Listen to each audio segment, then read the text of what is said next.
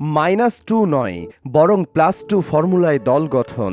ছাত্র জনতার রক্তাক্ত অভ্যুত্থানের পর দেশের চলমান রাজনৈতিক ব্যবস্থার সংস্কারের দাবি উঠেছে নানা দিক থেকে। বিপ্লব পরবর্তী নতুন রাজনৈতিক শক্তির উত্থান নিয়েও আলোচনা হচ্ছে। রাজনৈতিক দলগুলো কাঠামো ও নীতিগত পরিবর্তনের প্রতিশ্রুতি দিচ্ছে।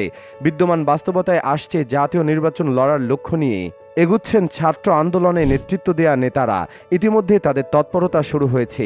একটি রাজনৈতিক দল বা প্ল্যাটফর্ম তৈরির লক্ষ্য নিয়ে বিভিন্ন দলের নেতাদের সঙ্গে যোগাযোগও করছেন ছাত্র আন্দোলনের নেতারা। বৈষম্য বিরোধী ছাত্র আন্দোলনের নেতাদের পৃষ্ঠপোষকতায় গড়ে ওঠা জাতীয় নাগরিক কমিটিতে থাকা নেতৃবৃন্দ এবং বাইরের বিভিন্ন দলের নেতা, সুশীল সমাজের প্রতিনিধিদের নিয়ে গঠন হতে পারে নতুন দল বা প্ল্যাটফর্ম। এতে সরাসরি বৈষম্য বিরোধী ছাত্র আন্দোলনের সম্পৃক্ততা থাকবে না, তবে নেতাদের কেউ কেউ নির্বাচনী প্রক্রিয়ায় যুক্ত হবেন। ছাত্র আন্দোলনের নেতারা ইতিমধ্যে কয়েকটি দলের নেতাদের সঙ্গে আলোচনা করেছেন। শনিবার বিএনপির একজন সিনিয়র নেতার সঙ্গে তারা আলোচনা করেন।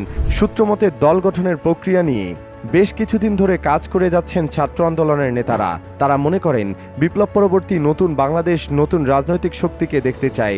বলা হচ্ছে অভ্যুত্থানে যারা কাজ করেছে তাদের সংঘবদ্ধ করতেই এই কমিটি গঠনে 9 দফা দিক নির্দেশনা দেওয়া হয়, যেখানে 25% নারী, 5% শহীদ পরিবার, আহত অভ্যুত্থানকারী, 5% সংখ্যালঘু, 5% কৃষক, শ্রমিক শ্রেণী এবং এলাকাভিত্তিক সকল জাতিসত্তার প্রতিনিধিত্ব রাখার নির্দেশনা দেওয়া হয়।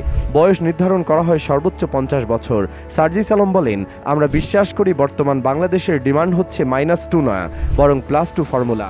বর্তমান বাংলাদেশের ডিমান্ড হচ্ছে -2 না, বরং +2 ফর্মুলা। সার্জিস বলেন, বাংলাদেশে কোনো তন্ত্র থাকবে না, সমাজতন্ত্র না পুঁজিবাদ। এখন নির্দিষ্ট কিছু তথ্য দিয়ে সীমাবদ্ধ করার সময় ও অবস্থা নেই।